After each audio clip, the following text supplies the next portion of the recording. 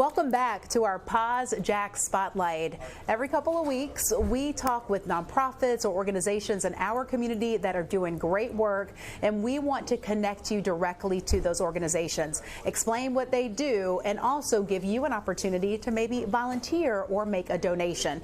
So we decided to get down and dirty and talk about our river, which I shouldn't say dirty because there's probably a lot of discussion around that. Right. But we are joined by our Riverkeeper, St. John's Riverkeeper, Lisa Rinaman is with us today. And you know, so many people are familiar with the Riverkeeper and this organization that tends to our river, make sure that it stays healthy. It's a huge job. Yes. So tell us more about your mission and what you all do. Absolutely. Well, thank you for having me today. And at St. John's Riverkeeper, it's our mission to defend and protect the St. John's.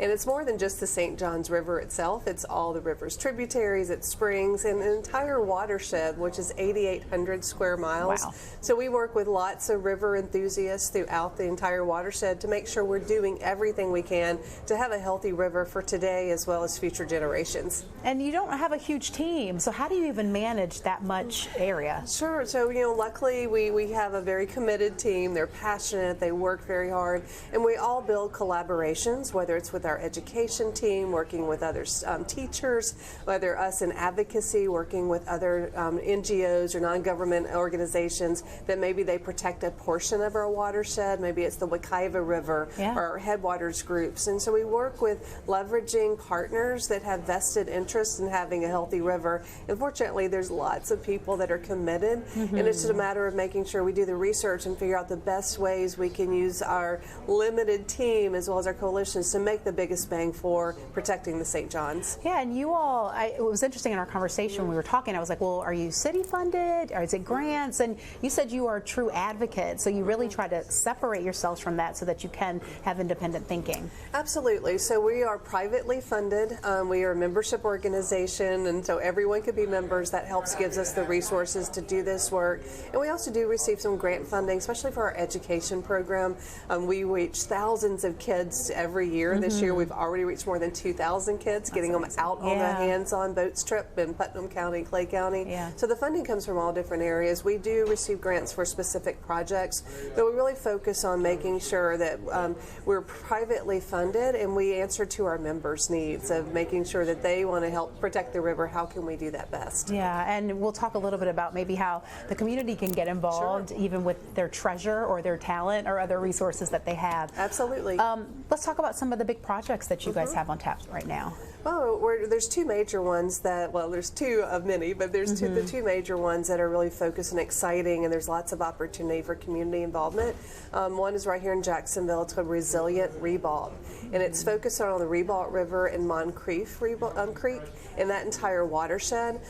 Last year we did a mapping of all the data that was available for the entire watershed, and we wanted to identify some of the most vulnerable spots that we could really target our energy and build partnership.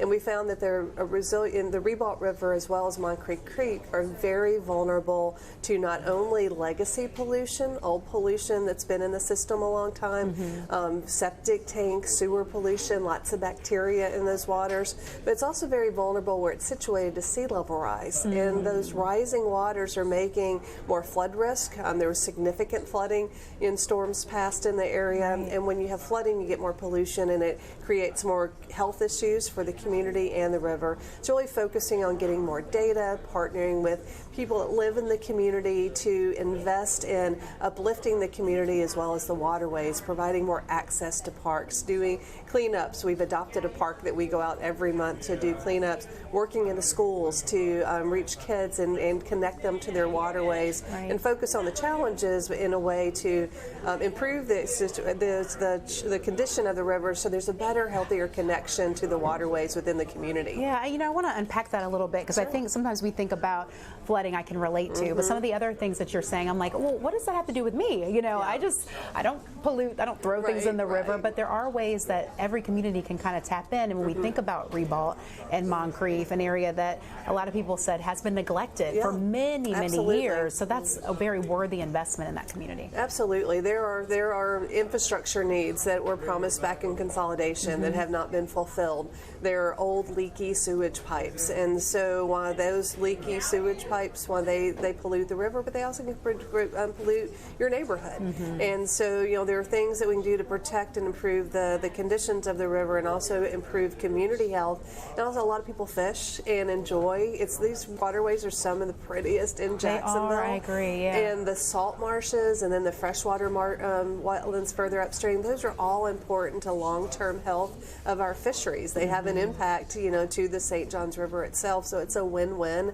And it's been really rewarding work to work with community leaders to really see what can we do to not only lift up the ecological health, but the community health as a whole. Yeah. And working with partners like LISC here in Jacksonville to really help homeowners, you know, with weatherization, where they can save energy but also save money. It's funny, I would never tie those things necessarily to your job in the river, but I think what you're saying is this holistic approach that if we can get into every part of a community and lift them up, then we all have better results. Absolutely. Our waterways connect us, the good and the bad. So if we have healthier waterways in our communities, it connects us as citizens and as residents, but it also, you know, it just connects our communities. We're so fortunate to have so many tributaries and creeks and rivers running through the hearts of our communities, connecting to the river that runs through the heart of our town, our city.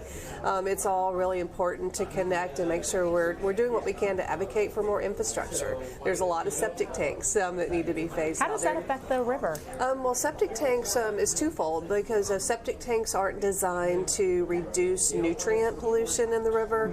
And when you have nutrient pollution, that's when you get blue-green toxic algae in the river, which we're starting to see as temperatures heat up. And they also, when they're failing, they can spill bacteria, which is a health issue. And we're seeing chronic bacteria issues in the Ribault River area that the city's been following, but they have regulatory responsibilities across the county.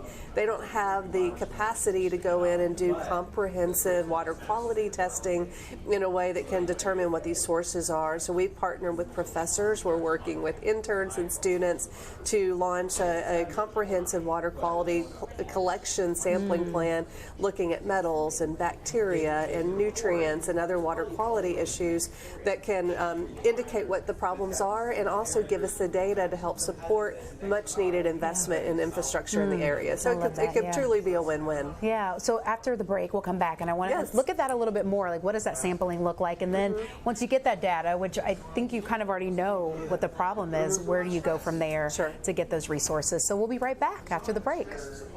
Welcome back, and we are with our St. Johns Riverkeeper, Lisa Rinaman, and we've been really discussing what you all do and how big the work is, you know, and some of the main projects that you all are currently working on. One thing that we were discussing, the Ribault River, Moncrief Creek, an area that has legacy pollution and is susceptible to the sea level rising, and it's something that right now you all are collecting data and you are working on that, and ultimately what will you be able to do with that information if it shows that there's some serious issues? Sure. So the goal is to identify where these pollution sources are coming from in order to use the information and the specific data to advocate for federal funding, state funding to come in and fix these issues. If you don't know where it's coming from, it's hard to go in and really target a solution. And so making sure that we have the data to really support those solutions, both from a flooding issue as well as a pollution issue. You know, there are significant federal dollars for resiliency work in this area, since it's so vulnerable to sea level rise and rising waters. You know, those dollars could be coming in and investing in living shorelines that will improve the river's health, make it more accommodating and pleasing to visit when you have a nice, beautiful, natural shoreline that also provides flood control and water quality filtration. That you need that information. The city of Jacksonville is doing a compound flood model at a very high level. We're going in and finding out information about how the storm drains and how the culverts and these things work, so that real detailed data can complement the higher level information that's happening at the city of Jacksonville to help target the Ribault River and Moncrief areas more quickly with more precise information. What I love about this is if anyone's watching in those areas, they're like, we know we have a problem. What data do you need? But the data allows for you to get the funding and then get in there and actually do the work. So that's very positive to hear, and I'm sure people in that community are happy to hear that the work work is being done. Well, and working with a steering committee of community leaders, and part of it is collecting the information that everyone knows, you know, the things that people have been seeing sometimes for generations, as well as things that are getting worse because of rising water levels. All right, we're going to keep following you on this project to see how it can affect the people who actually live there. All right, so if you are motivated through this, what are some ways that the community can get involved? Sure. So at stjohnsriverkeeper.org, we have a volunteer database where people can sign up to volunteer, and we have all types of projects. You know, if you like working with children, you can volunteer with our educators that work to get kids out on boat trips. They go into the classroom. You know, we've reached more than 2,000 kids already this year, and really focus on hands-on experiences. We have regular cleanups. We've adopted a park in Riverview. It's a beautiful park on the Trout River in the Ribault watershed. We do cleanups with Lisk at the Ribault Preserve, and really going out. What's fun about, you're talking about getting your hands dirty, but you know, picking up trash, you get instant gratification. I was going to say, of going out, and you're going to see what's happening out there in the Riverview Park. We're seeing water levels, you know, creep further and further inland over the time we've been cleaning up, and that, you know, demonstrates that we need to do something to help buffer the banks there to help protect the area around there, as well as this great park that's a wonderful resource. But we go out and we do cleanups. We also look for opportunities to invest in amenities on the different parks. We do cleanups throughout the watershed. We've had cleanups this year in Seminole County and Putnam County, Clay County, St. John's, and so throughout the watershed, you know, we try to give hands-on experience of getting out and actually, you know, doing something that's really tangible. You can see we have volunteers that work with us on advocacy issues, doing research on permits and policies that may be happening at the state level or federal level, so we can comment on those. And then we do tabling, you know, just at events to get to know people that are interested and share safe boating tips on how to be river friendly when you're boating, or how to be river friendly in your community, in your yard, in your home. And so we do educational for little people that are the future stewards, but also for all of us, because we all live, or fortunate enough to live in this watershed. Oh my gosh, you say that. I mean, and it's the young people, because they seem to get it. You know, when they see pollution, my kids, I can remember, they were like, "Mom, there's trash. Are those people going to get arrested?" And I'm like, "Well, probably not." But we shouldn't do it. You know, I moved here in 2005, and I just remember feeling so blessed to live on the water, and it was all around us. And I grew up in Orlando, and it's hotter there because we don't have the water, and I'm like, I just love it here. So you've been in this position for 12 years. Where does your passion come from?